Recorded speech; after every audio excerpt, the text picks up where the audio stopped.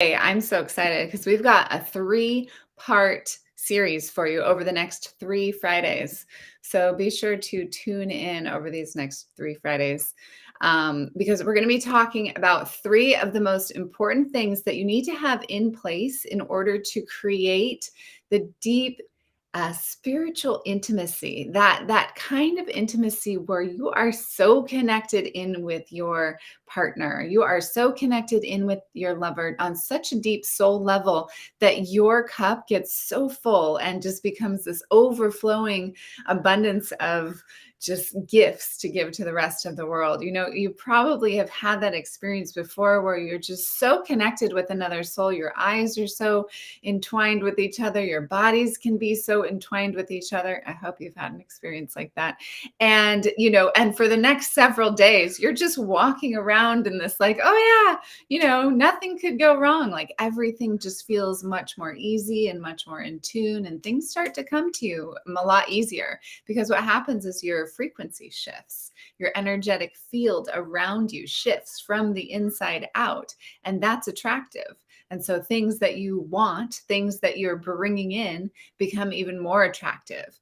Have you ever watched the movie Dangerous Beauty? It's so good. I've watched it a bunch of times, but I watched it again last night. And one of the quotes I love from this movie is like, wanting is what keeps us alive. And I would take that even further and say, wanting is what keeps us young, keeps a sense of longevity and vitality in place in your life. And there's different ways of wanting. There's this wanting of like, I want that and I don't think I can have it. And that can be a painful sort of experience with wanting. But then there's also this wanting that's like that's where the juice is, especially when it comes to sexuality. It's like almost that desire and that wanting of being with that certain person or having that certain experience with them. All of that can be just like such a beautiful opportunity to let that effervescent desire to rise up inside of you. Welcome. So good to see you. It's so wonderful to have you here. And so, that's what I want to talk to you about today on this show is the how these three things, and I'm only going to cover one of them today. We're going to cover the next two over the next couple of Fridays, how they can really change your relationship to intimacy. So not only your relationship to intimacy in general, but your intimate relationships very specifically. So this is the kind of intimacy that really makes you feel like the king or the queen of your own world, is the kind of intimacy that allows you to have a stronger sense of faith in your life. And faith is just one of the most invaluable things that you could walk through this world with. So I'd love to see, just drop a little image or a GIF in the comments and let me know how that would feel for you to be the king or queen of your own world, to have that deep level of intimacy that you feel so deeply seen in, so powerfully loved, and just absolutely adored. Or you can drop 3 or 4 words in, like, what would that feel like for you? Maybe you already have it. What does that feel like for you? I was just on another call, and I was saying there's no separation between you and anyone else in the world. So if somebody else can have this level of intimacy, you can have it too, because there is no separation between any of us. So stick with me for the next few minutes, and you're going to walk away knowing how to implement the first and the most important of the 3 habits that lead to intimate bliss. And then continue to tune in with me over the next 3 Fridays, today, this Friday, and the next couple of Fridays. And I'm going to reveal all 3 of these life-changing habits, because they really are habits. We could call them practices. We could call them, ways of being in the world, patterns, whatever, but they are habits. And so we got to start to look at them and change these habits so that they lead to the level of intimacy that is required for this like mind-blowing, life-altering sex that you hear about. It's totally available for you. It's a matter of creating it inside of yourself, first so that your inner world reflects your outer world. So the one that I'm going to talk about today is creates the kind of intimacy that fills up your cup and leaves your whole body humming 4 days. 4 days. I just experienced it the other day and I'm definitely still humming. It feels so good. And so this first one that I'm going to talk about all today is trust. Trust. And, we look at the definition of trust. It is to place confidence in something or someone, to rely on something or someone, to permit to stay or go to do something without fear. To permit to stay or go to do something without fear. So it's this relying on. So when you're trusting another person, that can be a little rocky, that can be a little bit tricky. But when you drop into a habit or a practice of trusting yourself, that's where you're going to find your ground. That's where you're never going to go astray. And so this word trust comes from it's an old Norse word trista, which means to rely on, to make strong, and to make safe. So relying on yourself, that no matter what the other person does, you will be able to come back to center. You will be able to come back to your authentic truth, no matter what happens in the outer world. So this reliance on the veracity, the integrity, the other virtues of someone or something. So it's this confidence in your own level of integrity will allow you to have that for someone or something outside of yourself. Also, comfort, consolation. These are other words that relate to trust, agreement, alliance, to believe, and to have faith, right? Faith. There it is again. So you've got to be able to trust yourself so much so that it doesn't matter what others do in your life. For example, let's say you've been with your husband since your early 20s. Maybe you met in high school. Maybe you met in college. You've been together for a long freaking time. And all of a sudden, not all of a sudden usually, but suddenly there's this desire to separate. He wants a separation. So there you are. You're like, oh my gosh, this is happening to me. My husband wants to leave me. You could go into a tailspin of doubt and insecurity, and that can feel terrible. And it's just going to take your frequency down. Then that's going to lead to more of these kind of downward spiraling actions coming into you in your life. Or you could step into trust. And you could trust that the process of this separation, which may or may not lead to divorce, is just a huge opportunity for you to build up that habit of trusting yourself, trusting that it's not happening to you, it's happening for you. Maybe it does lead to a divorce and you end up meeting someone who's just such a better match for you at this point in your life. Or maybe it leads to just enough space that you just decide you need to be together and you find a new path forward. So really stepping into that experience and that habit of trust is going to change your entire world. And we all get these opportunities, right? They come in varying degrees. They're very uncomfortable. They can be very uncomfortable. Sometimes they're not so bad. But, I promise you, the more that you learn to trust what's happening in the world around you for you, not to you, the easier these experiences will become. And you're going to continue to get a lot of opportunities to practice and build this habit of trust until it builds. And then once it builds, you'll get less of those opportunities. They won't be so extreme. And your muscles for trusting that you can come home to yourself no matter what happens are going to be much, much stronger. So I'm going to be going into a lot more detail on how you can build this level of trust inside of yourself and use it to your advantage to create deeper intimacy with your partner during my upcoming 5-day retreat. It's coming up on November 8th, and it's a 5-day retreat, and it's free. And we're going to have a lot of fun there, revitalizing your relationship to intimacy. So keep an eye out for that. We'll pop a link in here later today with where you can register for that. I'm just curious, what would that do for you in your life if your level of trust with yourself was so high, so through the roof that you could really trust anyone else in your life? How would that look for you? Write it in the comments. I'd love to hear, how would that change your life?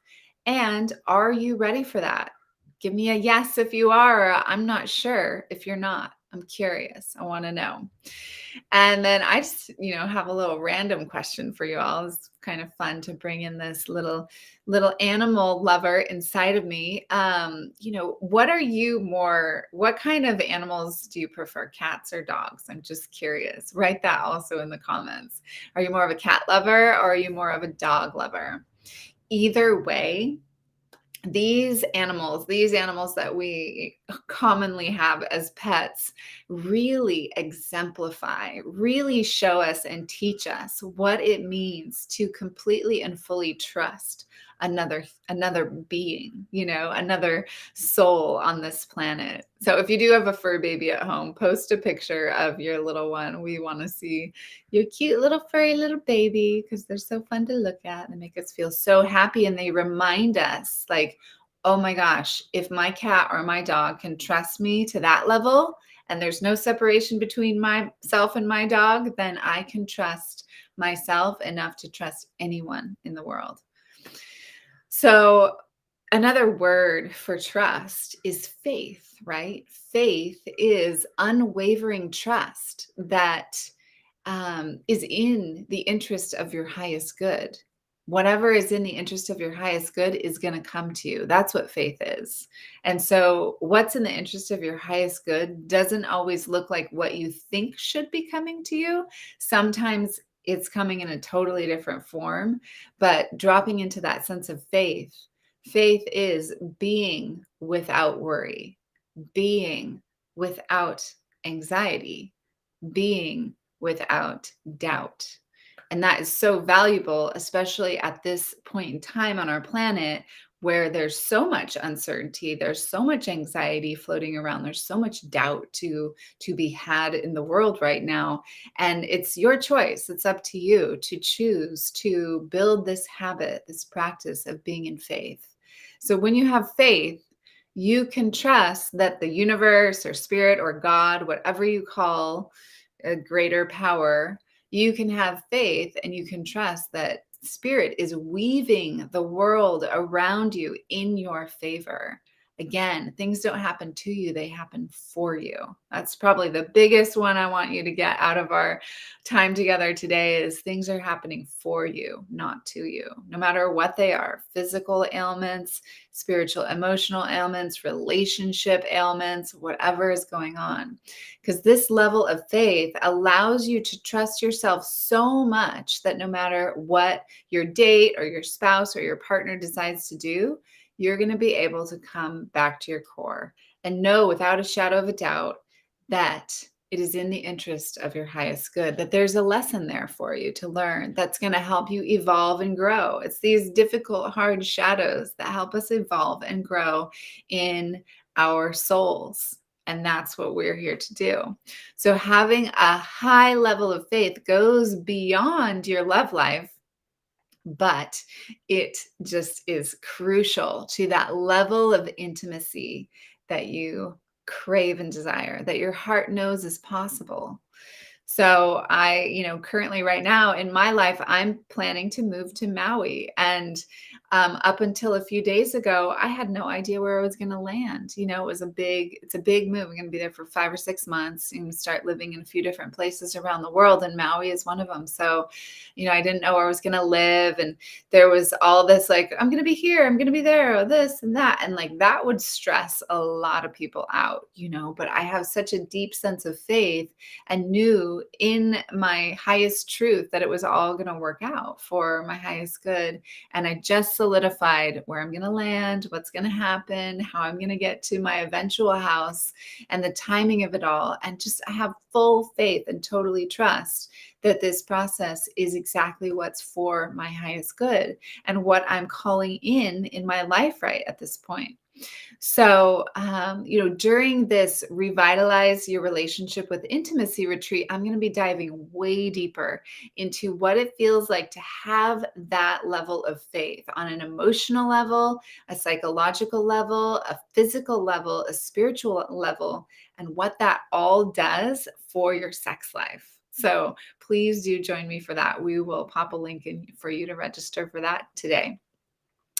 So, I mean, just who's ready for that? Like, raise your hand, put a yes in the comments. Are you ready for that kind of a sex life? A sex life that this level of faith really provides. Are you ready for that? I want to know. And then I'm also curious how many of you are in a relationship or how many of you are still single. So pop that in the comments as well. That just gives me a better read, especially as we're going into our retreat. I have a better read on who's single and who's in a relationship. If you're in a relationship, let me know how long you've been in the relationship. If you're still single, how long have you been single? And feel free to send a very clear written description of what it is that you want out of your current relationship or what it is you want out of the next relationship that you're calling in. So another piece of trust, we've talked about faith being a part of trust, this deep level of trust. And then another piece of it is grace. Grace is gratitude, it's appreciation, it's acknowledgement, it's alignment with spirit. Grace is this sense that like everything you need is inside of you. You already have it. Everything that is happening in your life, again, is happening for you. And it's just so beautiful. This is what my dad always says. My dad has more faith than anyone I've ever met in my life. And he always says, it's all grace and mercy. I can just hear his voice in my head. He's like, it's a grace and mercy. It's all grace and mercy. He's very, very into Catholicism and religion and God bless, that really works for him. So it's whatever works for you is perfectly fine. So he talks about grace all the time. I asked him one time, we were camping just recently, and I was like, what does grace mean to you? And he just was like, oh, he just touched his heart and he was just started crying. Look, I'm going to get emotional now too. And he just started crying and he just was like, it's all right here. It's all right here. He is with you. It's all in your heart, because he orients to God. So he was like, it's all with you. It's all in your heart. Everything you need, you have. And it was so beautiful. So beautiful to witness my dad in that state. And I think that we all have that inside of us. We all have that level of grace inside of ourselves that we can access in any given moment. And mercy is like it's compassion, it's forgiveness, it's being able to forgive yourself for that mistake you made. It's being able to forgive your partner for those words of transgression that they threw upon you. It's being able to forgive and to have compassion for being a human being. It's a hard thing. It's a hard thing being a human, especially on the planet at this time, right? And we also sometimes, some of us need to forgive spirit. We need to forgive God. So check in with yourself if that's true for you. When you can appreciate your partner for, like in that example of we've been together since our 20s and now you want a separation. But if you can appreciate your partner for taking some space from your relationship because you trust that that space is going to allow them to come to their most authentic truth, which is what you really want in a relationship, because that's what creates the intimacy, then you're able to have compassion for them and you're able to acknowledge that their process and yours is really in the name of love, in the name of evolution for your souls, and in the name of both of you evolving to what? you came here to be. So I'm going to paint an even clearer picture of how you can use faith and trust and grace to create a deep effing love. Deep, I'm just going to say deep fucking level of intimacy. I mean, I'm telling you, it is profound and you deserve it and you can have it. And it's really not that hard to get to. I'm going to go into so much more detail about how you can create that and how that leads to that like mind-blowing sex. I mean, mind-blowing sex. We hear that sometimes, but it's really just like it creates these sparks and these these bright flashing lights in your head when you have an orgasm with someone that you're so deeply in trust with. Like it's a whole new level of being in love. It's being in trust. And it's just makes you feel amazing. And I want that for you. So we're going to be going way more into that during our next virtual retreat, which starts on November 8th. Go ahead and register for that today when we pop the link in to this group. And just, yeah, are you so excited? Are you as excited as I am to create these new habits in your love life that lead to powerful and mutual adoration and trust? If you are ready, if you are excited for that, be sure to register for this event and be sure to tune in with me until the event begins over the next 2 Fridays, where I'm going to cover the other 2 habits. Trust is one. There's 2 more to go. So tune in with me next Friday and we'll talk about number 2. And I will see you then. I'm sending you all so much love, so much appreciation, and so much gratitude. Namaste, all.